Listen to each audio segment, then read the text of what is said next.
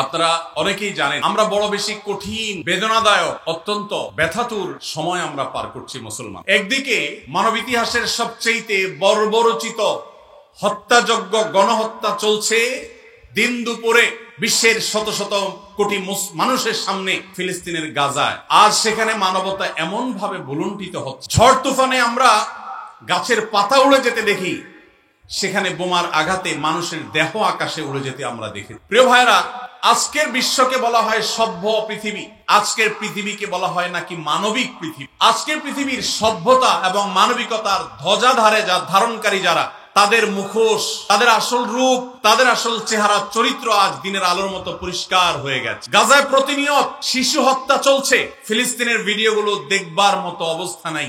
একটু আগে একটা ভিডিও দেখছিলাম, আল্লাহ তাআলা আমাকেও একটা বাচ্চা দিয়েছেন 8-10 বছরের। 8-10 বছরের একটা ছেলে 5-6 বছরের একটা ছেলেকে, ছোট ভাইকে বড় ভাই সান্ত্বনা দিচ্ছে, মাথার উপরে হাত বুলাচ্ছে। ছোট ভাই বড় ভাইয়ের কোলে মাথাটা রেখে চোখের পানি ফেলছে, অঝরে কাঁদছে, কারণ তাদের বাবা মাকে শহীদ করে দেওয়া হয়। বড় ভাইটা ছোট ভাইয়ের মাথার উপর হাত বুলাচ্ছে আর তাকে সান্ত্বনা দেওয়ার চেষ্টা করছে, ব্যর্থ চেষ্টা। শত সহস্র শিশু আজ এতিম হয়েছে, শত সহস্র মা বাবার বুক আজ খালি হচ্ছে। যারা নারী অধিকার নিয়ে পান থেকে চুন খসলেই চিৎকার চেঁচামেচি করে, সেই মানুষগুলো আজ পাথর হয়ে গেছে। তাদের চোখের সামনে শত সহস্র মা বোনকে আজ খুন করা হচ্ছে, প্রেগনেন্ট মহিলাদেরকে রেখে সেই হসপিটাল বম্পিং করে উড়িয়ে দেওয়া হচ্ছে।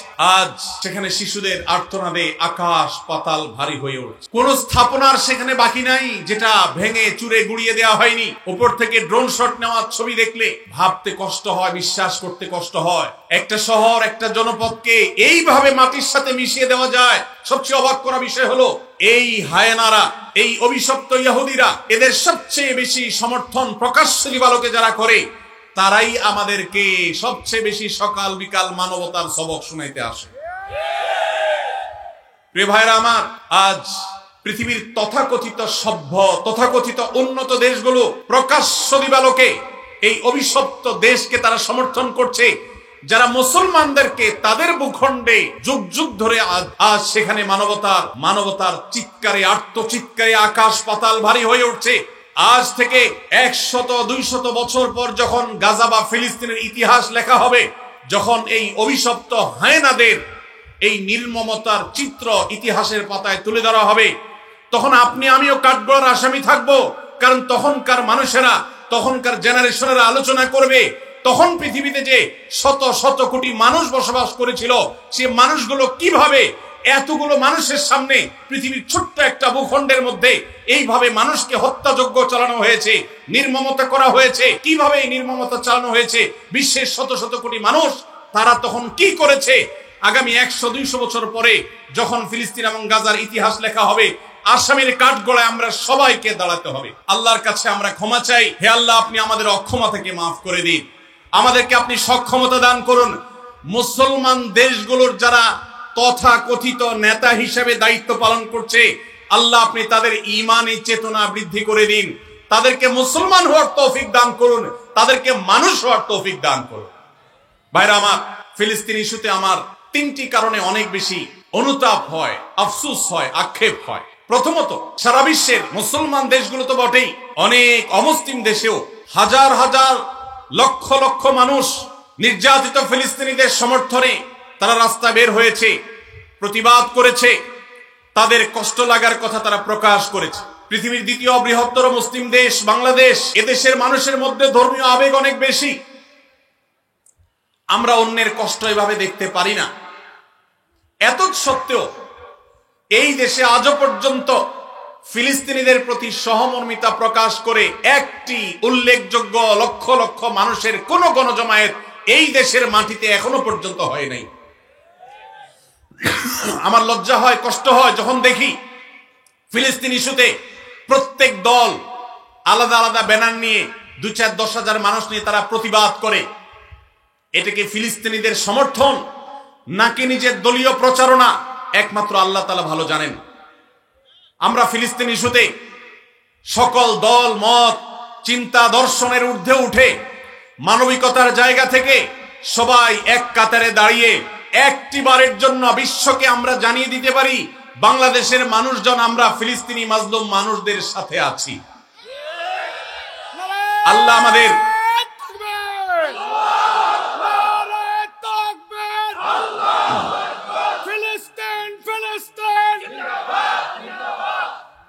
আল্লাহ রাব্বুল আলামিন আমাদের মুসলিম নেতৃবৃন্দকে সেই সুবোধ দান করুন, তারা যেন এদেশের সকল মতের, সকল চিন্তার, সকল পথের, সকল আদর্শের, সকল দলের মানুষদেরকে, এমনকি আমাদের যে সমস্ত অমুসলিম ভাইয়েরা আছেন তাদেরকেও এই মানবিক ইস্যুতে এক কাতারে দাঁড় করিয়ে লক্ষ লক্ষ বাংলাদেশের মানুষ ফিলিস্তিনি পতাকা হাতে নিয়ে তারা ফিলিস্তিনের প্রতি সহমর্মিতা প্রকাশ করবে, জানাবে।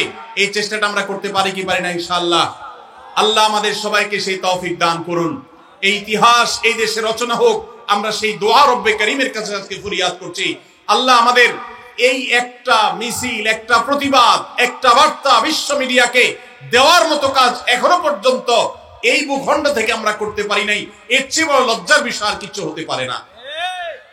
অমুসলিম দেশগুলো, জাপানের মতো দেশে হাজার হাজার মানুষের বিশাল বড় গণজমায়েত হয়, সেখানে এই অভিশপ্তদের এমবাসি ঘেরাও করার মতো ঘটনা ওই সব দেশে ঘটে। দুর্ভাগ্যজনক বাস্তবতা, আমাদের দেশে যার যার মতো আমরা কথা বলি, আমরা মিছিল করি, ব্যানার নিয়ে দাঁড়াই, প্রতিবাদ করি, মানববন্ধন করি, কিন্তু সবাই ঐক্যবদ্ধভাবে বিশ্বকে জানাবার মতো একটা ঐতিহাসিক সমাবেশ, ঐতিহাসিক গণজমায়েত আমরা আজও করতে পারি নাই। ইনশাআল্লাহ অচিরেই সেটা হবে। আল্লাহ আমাদেরকে সেই তৌফিক দান করুন। দ্বিতীয় আমার আফসোসের কারণ ফিলিস্তিন ইস্যুতে, আপনারা জানেন অন্য অমুসলিম দেশগুলোতে পর্যন্ত, খোদ আমেরিকাতে পর্যন্ত ইহুদিদের বিভিন্ন প্রোডাক্ট গুলোকে অত্যন্ত কার্যকর ভাবে বয়কট করা হয়েছে। আমাদের এই দেশে প্রত্যেকটা দোকানে দোকানে, প্রতিটা দোকানে দোকানে আপনি পাবেন ইহুদি পণ্যে পরিপূর্ণ ভরপুর সয়লাব। আমরা অনেকে আছি যারা ফিলিস্তিনি বাচ্চাদের ভিডিও দেখে চোখের পানি ফেলি, কিন্তু আমাদের ওয়াশরুমে গেলে হ্যান্ড ওয়াশটা দেখা যায় ইহুদিদের। আমাদের ওয়াশরুমে গেলে দেখা যায় সাবানটা কেনা হয়েছে, যে সাবানটা আমি টাকা দিয়ে কিনে এনেছি আমার পকেট থেকে, সেটা ইহুদিদের তৈরি করা। আমি যে সফট ড্রিঙ্কসটা গিলছি ডক ডক করে, সেটা ইহুদিদের তৈরি করা। এই সমস্ত পণ্য আপনি যখন মুদি দোকান থেকে কিনেন, আপনি কোন দোকান থেকে যখন ইহুদিদের কোন পণ্য কিনেন, তখন আপনি পণ্য কিনেন না, আপনি মূলত ইহুদিদেরকে চাঁদা দেন বোমা হামলা করবার জন্য। আপনি যেটাকে টাকা দিয়ে সম্পদ কেনা, মাল কেনা মনে করছেন, এটা মাল কেনা নয়, এটা অভিশপ্তদের বোমাবাজিতে সাহায্য করা। লজ্জার বিষয়, কার্যকরভাবে বাংলাদেশে এখনো পর্যন্ত ফিলিস্তিন ইস্যুতে আমরা একটা বয়কট কার্যকরভাবে করতে পারি নাই। একটা সফট ড্রিঙ্কস শুধুমাত্র কিছুটা বর্জন করা গেছে আলহামদুলিল্লাহ, আর বাকি প্রোডাক্টগুলো সব যেভাবে সেভাবে রয়েছে। আমি একটা দেশীয়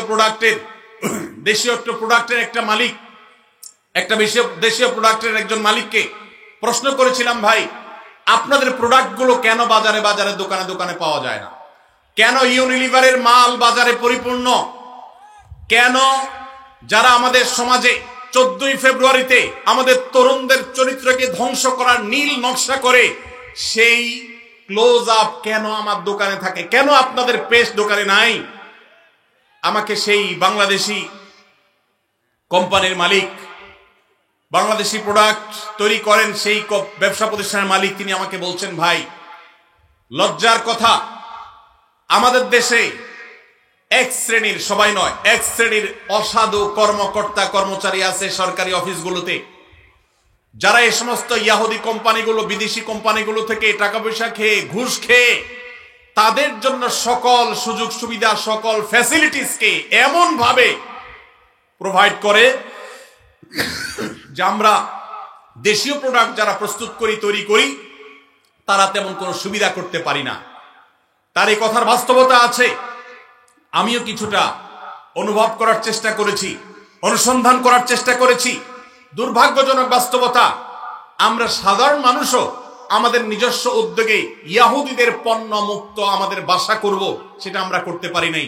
মনে রাখবেন, আপনি যদি ইহুদিদের পেস্ট না কিনেন, তাদের সাবান না কিনেন, তাদের প্রসাধনী না কিনেন, তাদের কোনো প্রকার আইটেম আপনি না কিনে তার জায়গায় যদি একটা মুসলিম দেশের তৈরি করা, আপনার নিজের দেশের তৈরি করা কোনো জিনিস আপনি নেন, কোয়ালিটি যদি একটু খারাপ হয়, দাম যদি একটু বেশিও পড়ে, আপনার এই কিনার কারণে এই যে আপনি স্যাক্রিফাইস করলেন, একটু কম কোয়ালিটির জিনিস নিলেন, আবার দাম একটু বেশি দিলেন, এই স্যাক্রিফাইসটা কিয়ামতের ময়দানে ফিলিস্তিন ইস্যুতে আপনি আপনার ন্যূনতম দায়িত্বটা পালন করতে পেরেছেন, এই হিসাবে আল্লাহর কাছে হাজির হবে, এর সওয়াব আপনি আল্লাহর কাছে লাভ করবেন ইনশাআল্লাহ।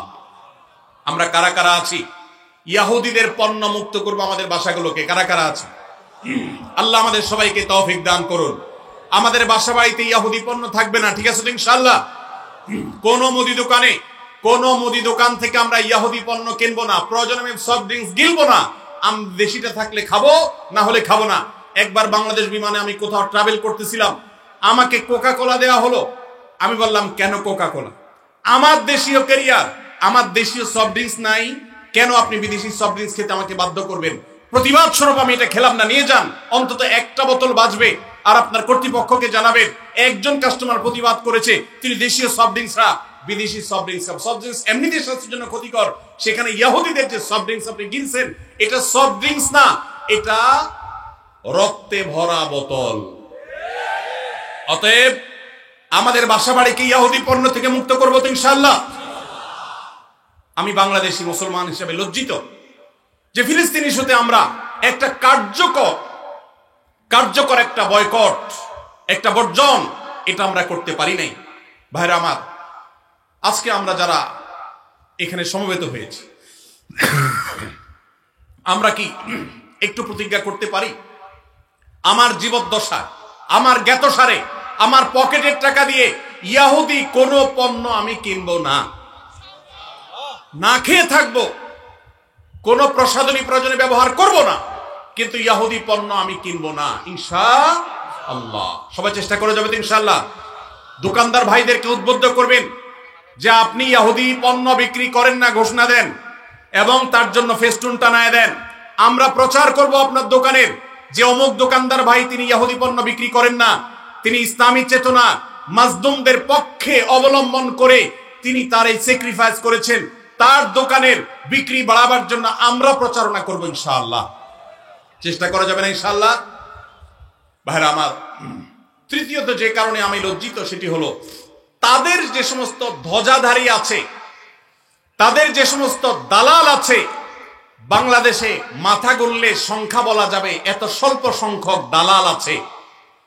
এই কট্টর সেকুলার বামপন্থী কিছু দালাল, মুসলিম বিদ্বেষী কিছু দালাল, যারা ইহুদিদের দালাল, এই মুসলমানদের ভূখণ্ডে, ধর্মপ্রাণ মানুষের ভূখণ্ডে তাদের গলা যখন উঁচু দেখি তখন আমার লজ্জা হয়। আমরা এই দালালদের উঁচু কণ্ঠ যদি এদেশে শুনি তাহলে এর চেয়ে বড় লজ্জার বিষয় আর কিছু হতে পারে না।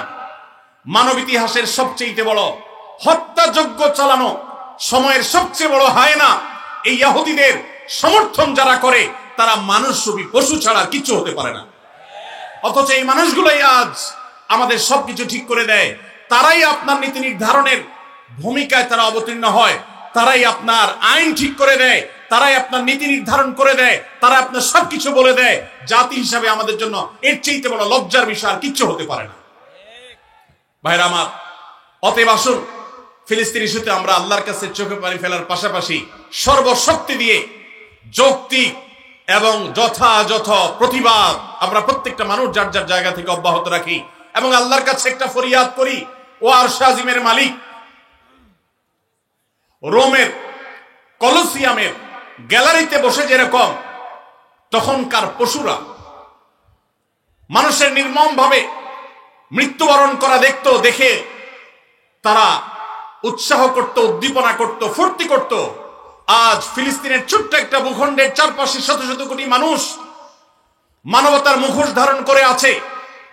মানবাধিকারের সবক সকাল বিকাল যারা মুখে শোনায়, মুখে বলে, জিগির তোলে, সেই মানুষগুলো আজ ওই কলোসিয়ামের গ্যালারিতে বসে যেরকম নির্মম ভাবে মানুষ হত্যার আনন্দে উৎসব করত, আজ গোটা বিশ্ব সেরকম উৎসবে মত্ত হয়ে আছে। আল্লাহ এই জুলুমের শেষ পরিণতি আমাদেরকে দেখে যাওয়ার তৌফিক দিও। এই জীবদ্দশায় যেন আমরা এই জুলুমের শেষ দেখে যেতে পারি। আল্লাহ আমাদের সবাইকে সেই তৌফিক দান করুন। ভাইরা আমার, আমরা সবাই যার যার দায়িত্বটা পালন করবো তো ইনশাআল্লাহ। আল্লাহ আমাদেরকে সেই তৌফিক দান করুন।